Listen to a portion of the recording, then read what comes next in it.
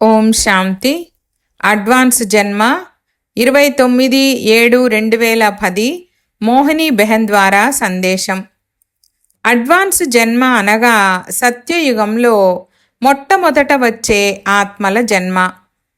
Advance జన్మలోని ఆత్మలకు సుఖశాంతుల సాధనాలు, సంపదలు అధిక పరిమాణంలో తమ సతోప్రధాన స్వరూపంలో లభిస్తాయి. వారికి ప్రకృతి దాసీగా ఉంటుంది. అందువలన సమయానుసారము, ఆవశ్యకత అనుసారము అన్ని ప్రాప్తులు స్వతహాగా ఉంటాయి.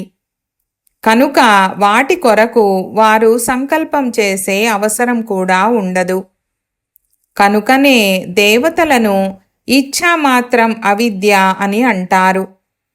అయితే వారిలో అడ్వాన్స్ స్టేజ్ వారి సమానంగా జ్ఞానముండదు, మరియు వారికి అడ్వాన్స్ పార్టీ వారి సమానంగా అవ్యక్త బాబ్దాదా పాలన కూడా లభించదు. కనుక వారికి దిగే కళ ఉంటుంది. దిగే కళలో ఉంటూ కూడా వారికి మేము దిగే కళలో ఉన్నామని తెలియదు. అనగా మేము దుఃఖము, అశాంతి వైపు వెళ్తున్నాము. కొంత సమయం తర్వాత మా జీవితంలో దుఃఖము, అశాంతులు అనుభవమవుతాయని వారికి తెలీదు. ఒకవేళ వారికి జ్ఞానము తెలిసి ఉంటే వారికి లభించిన సర్వప్రాప్తి సంపన్నమైన సుఖము ఎగిరిపోయి చింత పట్టుకునేది. అడ్వాన్స్ పార్టీ మరియు అడ్వాన్స్ స్టేజ్ వారి కర్తవ్యాల గురించి అవ్యక్త బాబ్దాదా దాదీజీ దేహాన్ని త్యాగము చేసిన సమయంలో అనేక విషయాల గురించి విస్తారంగా వివరించారు. బాబా ఈ విషయంలో ఏమేమి తెలిపించారో ఆ విషయాలన్నీ కింద రాయబడ్డాయి. అడ్వాన్స్ పార్టీ వారు మృత్యువు పైన విజయాన్ని పొందే సఫలమైన అభ్యాసాన్ని, అనగా సమయానికి సహజంగా కూర్చునే దేహాన్ని త్యాగం చేసే విధిని కనుగొనుట మరియు విధానమును తయారు చేయుట మొదలైన కార్యాలు చెయ్యాలి. దాని కొరకు దేహ సహితంగా దేహ సంబంధాల నుండి సహజంగా నిర్మోహులుగా అవ్వడం మరియు ఈ దేహంలో ఉంటూ దేహము నుండి అంతర్ధానమయ్యే సఫలమైన అభ్యాసము చేయాలి. ఈ దేహము నుండి అతీతంగా అయ్యే మరియు సేవ చేసే సంస్కారాన్ని వారు తమ పూర్వజన్మ అనగా బ్రాహ్మణ జీవితం నుండి తీసుకెళ్లారు. కావున వారిలో ఎప్పుడు కావాలంటే అప్పుడు ఈ దేహము నుండి అంతర్ధానమయ్యే శక్తి ఉంది. అనగా ఈ దేహము దేహ ప్రపంచము నుండి అతీతమై తమ మూల స్వరూపంలో స్థితులవుతారు. ఈ దేహము మరియు దేహ ప్రపంచము ఆ ఆత్మలను ఆకర్షించవు. అడ్వాన్స్ స్టేజ్ వారు కూడా ఈ అభ్యాసము చేయాలి. ఇప్పటి ఈ అభ్యాసం ద్వారానే అడ్వాన్స్ జన్మను తీసుకునే వారికి సత్యయుగంలో సహజంగా దేహాన్ని త్యాగం చేసి కొత్త దేహాన్ని ధారణ చేసే శక్తి ఉంటుంది. దీని ద్వారా వారికి మృత్యువు వలన కలిగే దుఃఖము మరియు మృత్యువును గురించిన ఏ భయము ఉండదు. ఈ పురుషార్థాన్ని అడ్వాన్స్ పార్టీ మరియు అడ్వాన్స్ స్టేజ్ ఇరువురు చేయవలసి ఉంటుంది.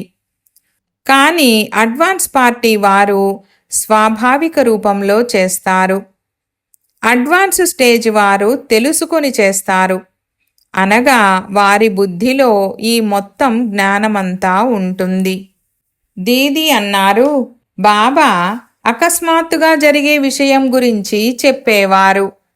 కానీ బాబా సమయానికి ముందే సైగా తప్పకుండా చేస్తారని ఇప్పుడు అనిపిస్తుంది. ఒకవేళ మనము మన సూక్ష్మ బుద్ధి ద్వారా ఆ సైగలను గ్రహించినట్లయితే మన కళ్యాణాన్ని చేసుకోవచ్చు. ఎవరైతే తండ్రికి ఆజ్ఞాకారి, విశ్వాసపాత్రులు, నిజాయితీపరులు, యజ్ఞ సేవకులైన పిల్లలున్నారో ఆత్మాభిమానులుగా ఉన్నారో వారు మా ద్వారా నలువైపులా ఆత్మాభిమాని స్థితి యొక్క వైబ్రేషన్లు వ్యాపిస్తూ ఉన్నాయని అనుభవం చేస్తారు మరియు వారు స్వయం అతీతంగా ఉంటూ ఇతర ఆత్మలను కూడా అతీతంగా చేస్తారు. Advance party, advance stage, advance జన్మ మరియు సంగమయుగ సమయము. ఓం శాంతి. సంగమయుగంలో అడ్వాన్స్ పార్టీ, అడ్వాన్స్ స్టేజ్ మరియు అడ్వాన్స్ జన్మ ఈ 3 రకాల ఆత్మలకు ఏ సంబంధం ఉందనే జ్ఞానం కూడా మనకు అవసరము. దీని ద్వారా మన పురుషార్థంలో కూడా సహాయం లభిస్తుంది. అనగా మనం ఏ పురుషార్థం చెయ్యాలో అర్థమవుతుంది. అంతేకాక మనకు మన వర్తమానంలో చేయవలసిన యథార్థ కర్తవ్యానికి ప్రేరణ కూడా లభిస్తుంది. దీని ద్వారా ఆత్మ యథార్థమైన కర్తవ్యం చేయడంలో సమర్థంగా అవుతుంది. అంతేకాక ఆ కర్తవ్యం చేయడం వలన ఆత్మకు సంతోషం కూడా లభిస్తుంది. సంగమయుగ సమయం ఎప్పటి నుండి ఎప్పటి వరకు ఉంటుంది? ఈ జ్ఞానమున్న వారే ఈ సత్యాన్ని అనుభవం చెయ్యగలరు. అంతేకాక దాని అనుసారం కర్తవ్యాన్ని కూడా చెయ్యగలరు. ఇది కల్పము యొక్క సంగమయుగము. ఇది 2 భాగాలుగా విభజింపబడి ఉంది. ఒకటి పాత కల్పంలోని సమయము, రెండవది నూతన కల్పంలోని సమయము. ఎప్పటి నుండి పరమపిత పరమాత్మ ఈ భూమిపైకి వస్తారో అప్పటి నుండి సంగమయుగం ప్రారంభమవుతుంది. ఎప్పుడైతే పరమాత్మ పరంధామానికి వెళ్తారో అప్పుడు వినాశనం ఆరంభమవుతుంది. దీంతో ఇతర ఆత్మలు కూడా తమ దేహాలను త్యాగము చేసి పాత లెక్కాచారాలను చుక్తా చేసుకొని పరమాత్మ జతలో పరంధామములోకి వెళ్తాయి. అప్పటి వరకు ఉన్న సమయం పాతకల్పంలోని సంగమ సమయం అవుతుంది. దాని తర్వాత అడ్వాన్స్ జన్మ తీసుకునే ఆత్మలు రావడం ప్రారంభమవుతుంది. వారి జన్మ యోగబలం ద్వారా జరుగుతుంది. అనగా ఎప్పటి నుండి యోగబలం ద్వారా జన్మను తీసుకునే ఇచ్చే సాంప్రదాయం ప్రారంభమవుతుందో అప్పటి నుండి నూతన కల్పంలోని సంగమ సమయం ప్రారంభమవుతుంది.